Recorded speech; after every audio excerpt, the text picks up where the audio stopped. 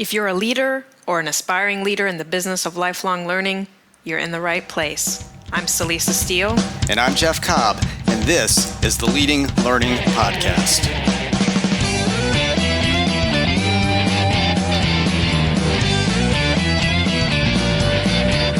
Hello, and welcome to episode 82 of the Leading Learning Podcast.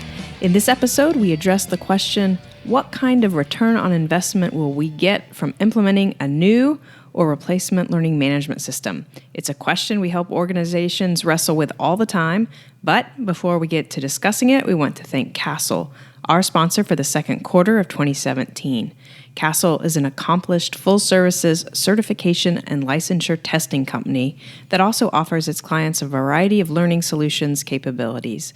With an expert team of testing and instructional design professionals and a 30-year history of excellence in its field, Castle understands what it takes to develop and deliver quality learning and certification programs.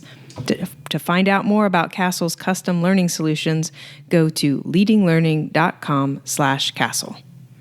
We also want to note that we are going to be running a new version of our Learning Platform Selection Bootcamp soon. So if you're planning to launch a selection process for a learning management system or other learning platform, this may be the perfect solution for preparing your team for a successful process.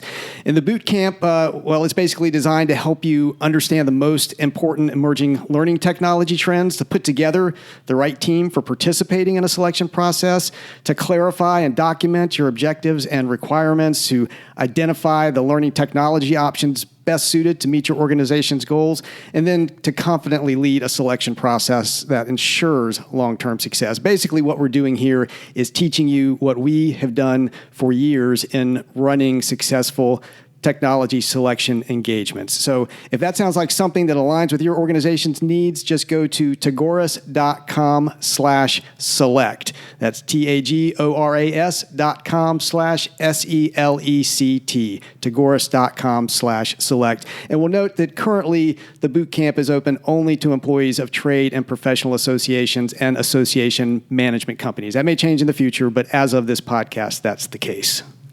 And for this episode resource, we want to highlight our collection of resources that can help you with selecting a learning management system or other learning platform. We've put together a range of resources that you can access from a single web page.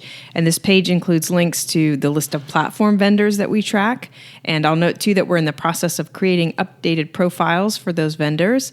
The page also contains links to an overview of our 7-step selection process, to information about LMS pricing and integration, and a wealth of other resources. And best of all, these are all free, so you can find them at tagoras.com/LMS.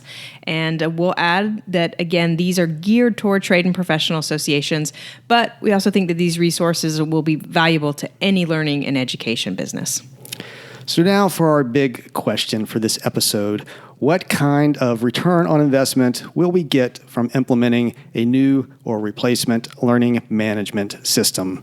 And we usually don't get this techie, I guess, in our episodes, but this just seems to be a burning question for many learning and education businesses, and it's certainly an area in which we have some experience. And, we find that sometimes organizations get bogged down with answering the question and spend way too much time and in some cases money searching for a very precise answer to this question about implementing a learning management system. And of course, analysis paralysis sets in. And then other times, unfortunately, we discover that the question hasn't been asked at all. There's not really any consideration of return on investment from putting the learning management system in place before the organization goes out and proceeds with licensing and implementing an expensive solution. And so in our experience, sanity, as very often is the case, lies somewhere in between these two extremes. And so what we want to offer in this episode are 5 factors to consider and to try to answer, at least within reason, before you sign on the dotted line for a learning management system. So the first of those 5 factors is new revenue generation. So how directly will the LMS support the creation and delivery of new products or enhance the revenue potential of existing products. And, if you're putting an LMS in for the first time, at a minimum, that LMS should enable you to increase the reach of your educational offerings. And that means both in terms of quantity and depth. So what I mean by that is that you should be able to connect with more learners. So that's the quantity. And then for the learners you already serve, you should be able to engage them with additional options. So that's the depth. And it's impossible to know the exact revenues associated with this increased reach, but you still should be able to make some educated guesses. What, for example, if there was an online version of one of your most popular face-to-face offerings, surely you'd be able to reach at least 5%, say, of that potential audience that you're not currently reaching. And 5% is somewhat arbitrary, but we also know from research that we've done that that's usually the bottom end of penetration with a new online education offering. So, 5% is a good sort of stake in the ground, and surely you can reach that many and use that as a base for calculating your potential revenue. So, for those who are frequently attending your offerings, whether online or off, what spin-offs or related offerings could you create from your most popular offerings? And again, surely you can reach a percentage of that audience with new offerings. And I'll note that what Jeff was just advocating, what we're advocating in general, is working with your most popular current content. And we know that organizations often shy away from this approach. They think that they need to reach new audiences with new products, but that's actually one of the very hardest ways to expand a business. We also sometimes hear from organizations that they're afraid that they're going to cannibalize their current face-to-face offerings if they offer online versions. And we just wanted to note that we've never seen this happen, and in fact, almost always the opposite happens, where having that added online offering that complements the face-to-face actually produces a net gain overall. Now, some of the key benefits of working with current popular offerings are, number one, you have a reasonable idea of the untapped audience. Second, you have an existing pricing approach and you can leverage that. And then third, you usually have a good idea of what is driving demand. And so that allows you to be much clearer and articulate about how to position and promote the new offerings. And so with this information in hand, making some of those conservative, educated guesses about potential revenue shouldn't be all that hard, so you can fire up an Excel spreadsheet, run the numbers, for the next 3 years. And so that's the first factor, new revenue generation. And again, if you know something about your current products and something about your current audience for those products, you ought to be able to make some reasonable conservative guesses and run some numbers to project out revenues for the next 3 years, as Celisa was saying. Now, the second factor is kind of the flip side of that equation, and that's cost savings. So you'd be asking here, in addition to any new revenue potential, what cost savings will putting an LMS in place make possible? And so, while putting an LMS in place or switching to a new one will certainly create some cost, it should also lead to productivity increases that ultimately decrease cost. And in some cases, that cost decrease may be relatively small. So, for example, in one of our recent client engagements, the client calculated an annual savings of approximately $3,000 based on the reduced amount of time that staff would need to spend handling requests for processing continuing education. And that often eats up a fair amount of staff time around face-to-face events. On the other hand, the decrease can be quite large. So we had another organization that calculated an annual savings of $65,000 on reduced staff time and mailing costs related to processing and issuing certificates. And those savings alone were enough to justify implementation of an LMS, even though that organization was not projecting new revenue to materialize anytime soon. And so those examples that you're just offering there, Jeff, they suggest that, an LMS is not just about courses. And that's something we want to be sure and emphasize here. It's also about managing learning, and that generally includes credits and certificates. And then at a higher level, an LMS is also about operational efficiency, and operational efficiency pretty much always produces cost savings. So you want to take a hard look at where your costs, particularly your labor costs, are with respect to the delivery and management of education. You want to determine the efficiencies an LMS could help create, and then you want to make some conservative estimates of the associated dollar figures that go along with those savings. So those are the first two, the revenue potential and then cost savings. And then the third factor to consider is basically general value perception. So if we implement a first or a replacement LMS, to what extent will this increase our current members' perception of the value that we provide as an organization? To what extent might it help us attract new members? To what extent may it elevate our overall brand as an important contributor to our field or industry? So to get at answers to those questions, you usually need to ask some other questions first. So for example, how much use are your members or potential members currently making of e-learning? And where are they going for that e-learning? Are they getting enough of the right types of e-learning? Are there segments that are being significantly underserved? This is data that can actually be gathered pretty easily through some properly crafted survey questions, although in our experience, it's often not the type of data that's being gathered by organizations. Yeah, that's true. But I mean, if it's clear that key parts of your audience are making significant use of e-learning from sources other than your organization, which is something you can find out by surveying, then you have a clear opportunity for elevating value perception by providing new options that align with learner needs. And then additionally, using the LMS to deliver educational content and support of critical strategic initiatives can also significantly elevate value perception. So if, for example, your organization is determined it must better support the pipeline of future workers into your industry, which is obviously a very common goal these days, then the delivery of online education to support, say, a certification or an assessment-based certificate or a series of digital badges may be a very powerful tactic. And I'll offer a note of caution here. Many organizations will come to us and say, we need to implement an LMS and we need to start delivering online education. And when you ask why, it's just so that they can be perceived as keeping up with the times. And, if that's the main driver for implementing an LMS, we say don't do it or don't do it yet. You really need to revisit these points that we've just talked about and put some work into figuring out the more tangible types of return. So now the fourth factor is user experience. So how will implementing an LMS improve the overall experience that learners have with our educational offerings? How will it help our offerings be more impactful? And how will we know? So these questions, this fourth area of user experience, is really closely related to the value perception questions that we were talking about immediately before this. But we think that user experience deserves to be considered on its own. So if you are seeking to provide a better user experience, the first thing is you've got to make sure that you know where you're starting from. Don't just rely on opinion and anecdotes, although there are likely to be plenty of those flying around.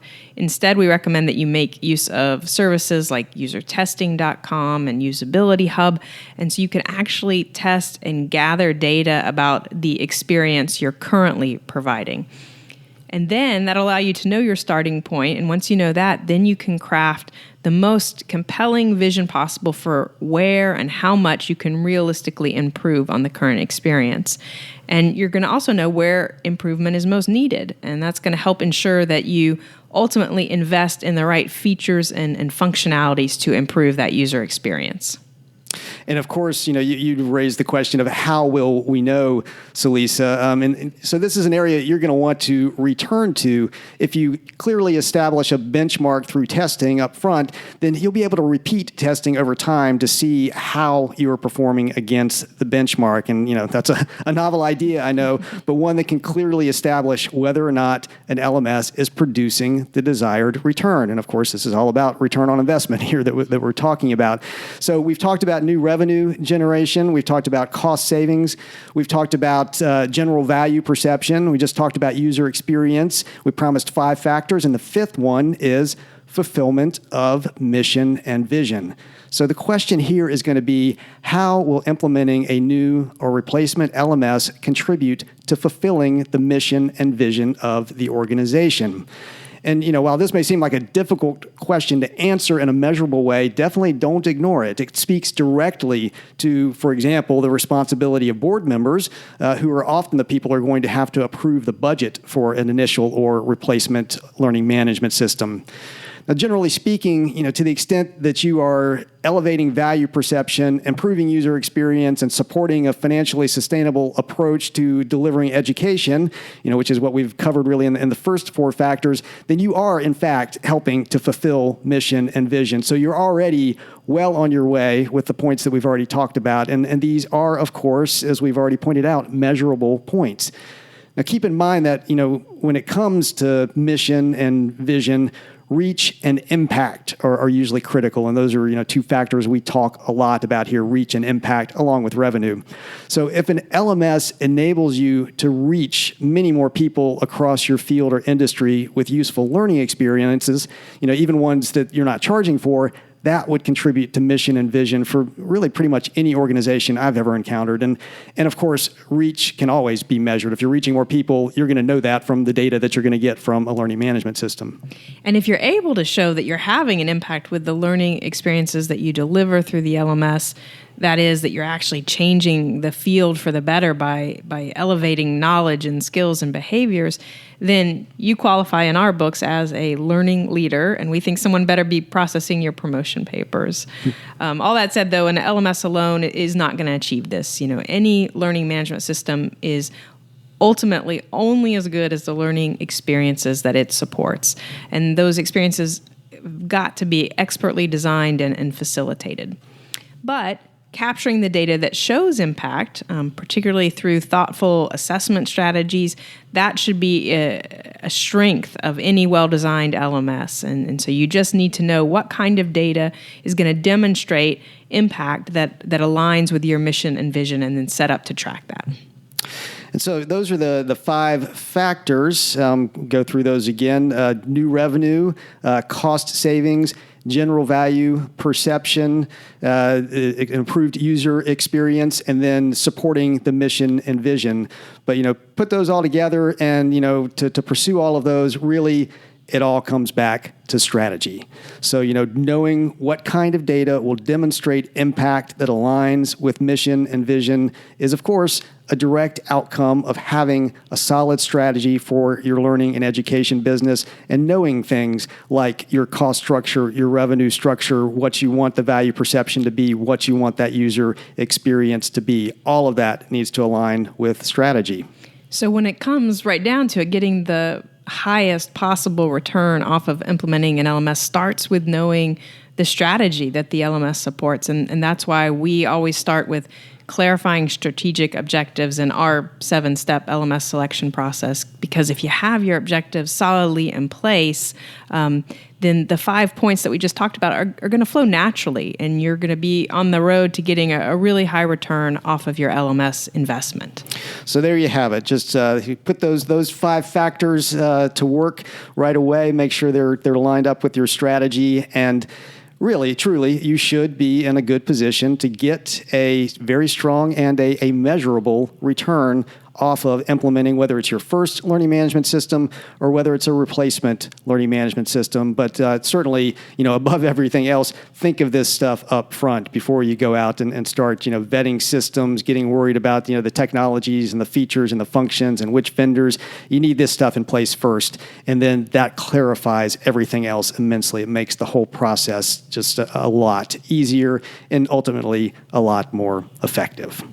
So that's our take on return on investment for a learning management system, or ROI on LMS for short. As we're exiting this episode of the podcast, which we are in fact doing now, we want to say thanks to Castle again. Castle, as you might remember from the beginning of this episode, is a full-service certification and licensure testing company that also offers its clients a variety of learning solutions capabilities. And you can find out more about Castle's custom learning solutions at leadinglearning.com/Castle. And we also wanted to mention again that we are opening up enrollment for a new version of the Learning Platform Selection Bootcamp. So if you are looking to go out and select an LMS or another learning platform on which you are hoping to get a very high return on investment, this is the program for you. It basically teaches you what we do in our consulting engagements, which you have to pay a whole lot more for than you have to pay for this bootcamp. So definitely go find out more about that at tagoras.com/select. To get show notes for this episode, go to leadinglearning.com/episode 82. There, you'll see a variety of ways to subscribe to the podcast. And if you're getting some value out of the podcast, some ROI on your time investment, we would be grateful if you would subscribe. We'd also be grateful if you would give us a rating on iTunes. And we say that in every episode, but we really do mean it. We know we have thousands of people listening to the podcast, but compare that to the number of people who have done ratings and reviews. Well, that group that's done ratings and reviews is small, and it is an elite crowd. And we think it's a crowd that you should join. So get on over to leadinglearning.com/iTunes. We really appreciate it because it lets us know that you are, in fact, getting value out of the podcast and want to see it continue. It also helps in the massive, mighty iTunes search engine if somebody is looking for good information about the learning business, the business of lifelong learning, continuing education, and professional development. They are much more likely to find it if you, dear listener, have left a rating and a review. We hope you'll also tell others about the podcast. You can send out a pre-populated tweet by going to leadinglearning.com/share, or if tweeting isn't your thing or you want to use your own words, spread the word however you'd like. So thanks again, and we'll see you next time on the Leading Learning Podcast.